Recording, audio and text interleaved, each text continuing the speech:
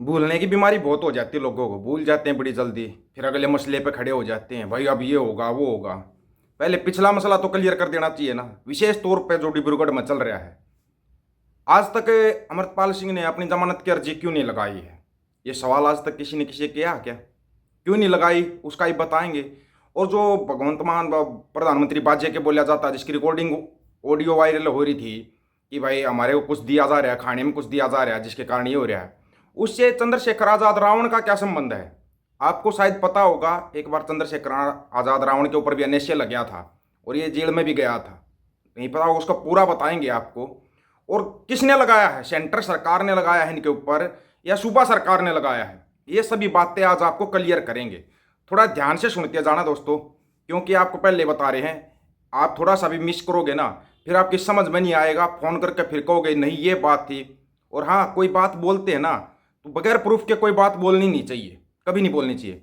पिछले दिनों प्रधानमंत्री बाजे की एक रिकॉर्डिंग ऑडियो जो थी वायरल होती है, वो अपनी माता जी से बात कर रहे थे कि हमारे को खाने में कुछ दिया जा रहा है, हेल्थ कंडीशन हमारी ख़राब होती जा रही है और जेल प्रशासन कोई सुध नहीं ले रहा। जब वो ऑडियो वायरल होता है, सभी के पास पहुंचता है, तो डिब्रूगढ़ का जेल प्रशासन भी थोड़ा हरकत में आता है। उनके बाद उनके सारे टेस्ट करवाए जाते हैं, उनको दवाइयाँ मुहैया कराई जाती है। ये अच्छी बात है, लेकिन क्या उससे पहले प्रशासन हरकत में नहीं आ सकता था, ऑडियो वायरल होने से पहले? और उन्होंने ये बात बोली तब जाके भेद खुलते हैं भाई, फिर जांच की जाती कि ऐसा क्या हो सकता है जेल के अंदर खाने के अंदर कुछ दिया जाए हो। ऐसे ही चंद्रशेखर आजाद रावण है जो भीम आर्मी चीफ, उनके ऊपर भी एक बार एनएसए लग गया था, थोड़ा पता कर लेना। जो वो जेल में थे, जब जेल से बाहर आए थे, तो उनको भी थोड़ी प्रॉब्लम हुई थी शरीर के अंदर। तब उनको लगा था कि हाँ कुछ खाने में दिया गया था, अंदर जेल के अंदर खाने के अंदर कुछ दिया गया था, उनको प्रॉब्लम हुई, तब इन बातों का पता लगता है। सबसे बड़ा सवाल तो आज यहाँ पे है कि भाई इतने महीने हो गए, अभी तक अमृतपाल ने कोई एप्लीकेशन क्यों नहीं लगाई? जमानत की अर्जी तो लगा सकते हैं ना, एक दो ने लगाई थी, वो आए भी हैं जमानत पर, बाहर भी आए हैं, तो उन्होंने जमानत की अर्जी क्यों नहीं लगाई? है ना, ये सबसे बड़ा सवाल। उससे बड़ा सवाल यहाँ पे ये बनता है, आपको पता है जब वारिस पंजाब के जथेबंदी दे वकील ईमान सिंह खैरा वो पैरवी करते हैं, उनके अगेंस्ट पैरवी कौन कर रहा है? पहले सेंटर सरकार के वकील करते थे, लेकिन उन्होंने अपने एक एप्लीकेशन दे दी कि हमारा कोई लेना देना नहीं इससे, हमारे को जो सूबा सरकार ने एप्लीकेशन लिखी थी उसके आधार पर हमने एनएसए लगाया था। और एनएसए हट सकता है या नहीं हट सकता, एक सवाल सबसे बड़ा ये है, और एक जवाब दिया जाएगा। पूरा वीडियो थोड़ा ध्यान से सुनना पड़ेगा, ये याद रखना आप। तो सबसे बड़ी बात तो ये है कि सेंटर सरकार ने अपना पल्ला झाड़ दिया था कि हमारा कोई लेना देना नहीं है, बचती है सूबा सरकार। बहुत सवाल भी किए गए थे, मान सिंह खैरा से भी पूछा गया था कि भगवंत मान साहब चाहे तो क्या एनएसए हट सकता है, नहीं हट सकता? तो उन्होंने बोला था हट तो सकता है, लेकिन ये हटाएंगे क्योंकि लगाया ही इन्होंने है, लगाया भगवंत मान ने है एनएसए, कोई सेंटर सरकार ने नहीं लगाया है, भगवंत मान ने एनएसए लगाया है। जो डिब्रूगढ़ जेल के अंदर बच्चे गए ना, वो भगवंत मान के एप्लीकेशन के कारण गए हुए हैं, तो ये क्यों हटवाएंगे? अब या तो सुप्रीम कोर्ट में या मानयोग हाई कोर्ट है, वहीं पे हट सकता है ये, वो भी पैरवी करने के बाद, वो तारीखें लगेंगी, थोड़ा लंबा सिलसिला चल जाएगा। लेकिन अगर ये चाहे ना, सूबे का मुख्यमंत्री चाहे, अगली 2 सेकंड में एनएसए हट सकता है, ये आप सबको पता होना चाहिए। अगर ये इतना ही भला चाहते हो ना पंजाब का, कि हम पंजाब का भला चाहते हैं, तो अगली 2 सेकंड में एनएसए हट सकता है। बात आती है अमृतपाल सिंह ने एप्लीकेशन क्यों नहीं लगाई। भाई जमानत पर होने के लिए एप्लीकेशन लगाते हैं, उसकी एक सुनवाई में जमानत मिल जाती है, क्यों नहीं लगाई? उसका सबसे बड़ा उदाहरण सुनाएंगे आपको कि उसके बीच में पंजाब में क्या चला है। पंजाब में जो कुछ घटित होया है अमृतपाल आने के बाद, वो जो चला मार्च 6 अप्रैल तक एपिसोड चला, वो तो चला ही चला। उसके बीच में क्या घटित होया था उसका आपको सुनवाते हैं। भूल जाते हैं ना हम लोग, भूलने की थोड़ी बीमारी हो जाती है, लेकिन सुनोगे ना तो आपके होश उड़ेंगे। सुनना जरूरी है, ये भी आपको बता रहे हैं, एक बार सुनना थोड़ा। क्योंकि वारस पंजाब जथेबंदी एक ਇਹੋ ਜਿਹੀ ਜਥੇਬੰਦੀ आई ਜਿਹੜੀ सरकार की ਅੱਖਾਂ 'ਚ ਰੜਕਣ ਲੱਗ ਪਈ। ਭਾਈ ਅਮਰਤਪਾਲ ਸਿੰਘ ਆਇਆ ਸੀ, ਜਿੱਥੇ ਸਰਕਾਰ ਨੂੰ ਸੇਕ ਲੱਗਣ ਲੱਗ ਪਿਆ ਤੇ ਸਾਡੀ ਪੰਥਕ ਲੀਡਰਸ਼ਿਪ ਨੂੰ ਵੀ ਸੇਕ ਲੱਗਣ ਲੱਗ ਪਿਆ। ਕਈ ਇਹੋ ਜਿਹੀਆਂ ਸਰਕਾਰੀ ਜੋਕਾਂ ਉੱਠ ਕੇ ਬੋਲਣ ਲੱਗ ਪਈਆਂ, ਅਮਰਤਪਾਲ ਆਏ ਆ, ਅਮਰਤਪਾਲ ਆਏ ਆ। ਅੱਜ ਹੁਣ ਅਮਰਤਪਾਲ ਤਾਂ ਡਿਬਰੂਗੜ੍ਹ ਬੈਠਾ ਹੈ ਤੇ ਹੁਣ ਉਹ ਜੋਕਾਂ ਕਿਉਂ ਫਿਰ ਚੁੱਪ ਕਰਕੇ ਬਹਿ ਗਈਆਂ? ਹੁਣ ਪੰਜਾਬ ਉੱਜੜਦਾ ਜਾ ਰਿਹਾ, ਹੁਣ ਕਿਉਂ ਨਹੀਂ ਪੰਜਾਬ ਦੀ ਵਾਗਡੋਰ ਸੰਭਾਲਦੇ?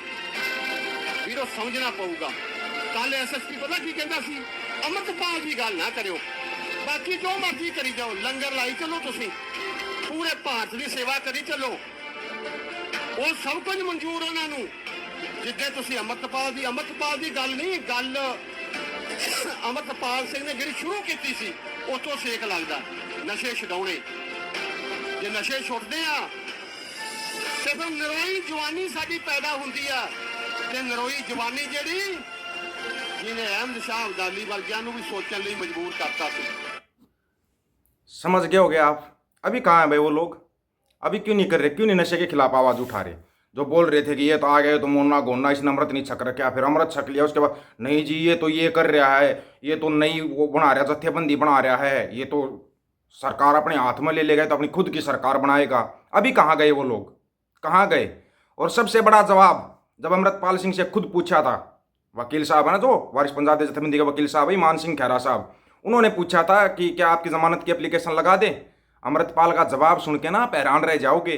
भले ही चाहे उसको कुछ भी कहते रहो आप लोग, कुछ भी कहो, लेकिन उस बंदे ने जो जवाब दिया ना, जवाब बड़ा सॉलिड है। उसने बोला था सबसे पहले मेरे जितने साथी हैं वो बाहर आने चाहिए, उनके बाहर आने के बाद आप एप्लीकेशन लगा सकते हो मेरी जमानत की, लेकिन उससे पहले मेरे साथी बाहर आने चाहिए। दे सकता है ऐसा कोई जवाब? सोच के देखना एक बार। जितने भी युवा हैं ना उन सबको सोचना चाहिए। अगर वो कर रहा था तो दिल से कर रहा था। हाँ कुछ शब्द उसके मुंह से निकले हैं ये मानते हम, लेकिन जो कर रहा था ना, नशा छुड़वा रहा था, गुरु के नजदीक लगा रहा था, अमृत छका रहा था, ये अब बाकी बच्चे वो क्यों नहीं कर रहे भाई? इस काम को करो ना, उस काम को, ताकि उसकी याद ना आए, अमृतपाल सिंह की याद ना आए। वो काम करो जो वो काम शुरू कर रहा था। अमृत छकाओ, बच्चों के नशे छुड़वाओ, हो खड़े। नहीं हो सकते एक साथ खड़े। हाँ टांगे खींच सकते हो, टांग खिंचाई के लिए बिल्कुल तैयार रह जाते हो कि टांग खींच लेंगे। और जितना जो कुछ भी हुआ ना पंजाब के अंदर, जितना भी किया है आम आदमी पार्टी की सरकार ने किया है, और भगवंत मान के थ्रू किया है, भगवंत मान के थ्रू किया गया है। सब क्लियर बता रहे हैं आपको। सेंटर सरकार का कोई लेना देना नहीं इसमें। सेंटर सरकार ने अपना पल्ला झाड़ लिया कि हमारे को पास तो एप्लीकेशन आई थी, इन्होंने बोला हमने एनएसए लगा दिया। अगली 2 सेकंड में अगर पंजाब की जनता जागरूक हो, अगली 2 मिनट के अंदर अंदर एनएसए टूट कर वो लोग यहाँ आ सकते हैं, अगर अपने मुख्यमंत्री से आप जवाब मांगो तो। लेकिन मांगेगा कौन? जवाब कौन मांगेगा? समस्या तो यहाँ पे ये है ना, सवाल कौन करेगा, जवाब कौन मांगेगा? अगर कोई पत्रकार सवाल करेगा भगवंत मान साहब से तो दिल्ली पेशी पे जाएगा वो, ये याद रखना आप। वो दिल्ली जाएगा, उसको दिल्ली से पहले रुकने नहीं दिया जाएगा, क्योंकि वहीं पे तो बैठा है ना वो लाला पानिया जो भी बैठा है, वही तो हैंडल कर रहा है सब कुछ। उसके पास पेशी लगेगी और फिर वो समझाएगा आइंदा कोई सवाल नहीं करना है। जो जितना प्रशासन ने सबको आदेश दिया गया है उस बंदे का जिक्र नहीं होना चाहिए, क्या ताकि भूल पड़ जाए। आए दिन एक नया आंदोलन खड़ा करना।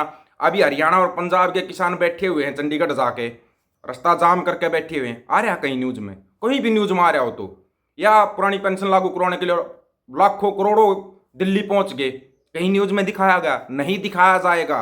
आपकी जो मेन समस्याएं हैं वो दिखाई नहीं जाएंगी न्यूज के अंदर, कभी भी कोई नहीं दिखाएगा। फिर आप अपनी आवाज कहाँ उठाओगे? सोचने वाली बात ये है। और ये देखो कि बंदे ने ये बोला सबसे पहले मेरे साथी बाहर आने चाहिए, उसके बाद मैं अपनी एप्लीकेशन लगाऊंगा। बंदे का जज्बा देख लो आज भी। और जो आई थी ना, जितनी भी रिपोर्टें आई थी भाई जेल में कुछ किया जा रहा है, होता है वो सब, होता है, दिया जाता है खाने के अंदर। आपकी समझ में नहीं आ रहा। अपनी एकजुटता बढ़ाओ। ये टांग खिंचाई बाद में कर लेना, आने के बाद एक दूसरे की टांग खींच लेना आप, क्योंकि आदत है ये आदत तो सुधरेगी नहीं यार, टांग खिंचाई करने वाली हमारी, क्योंकि खून में ही ऐसा है। खून इस टाइप का है, हम आपस में बहुत ज़्यादा लड़ते हैं। जब हमारे कोई लड़ने वाला नहीं मिलता ना, हम आपस में लड़ाई शुरू कर देते हैं। ये सच्चाई है और कड़वी सच्चाई है।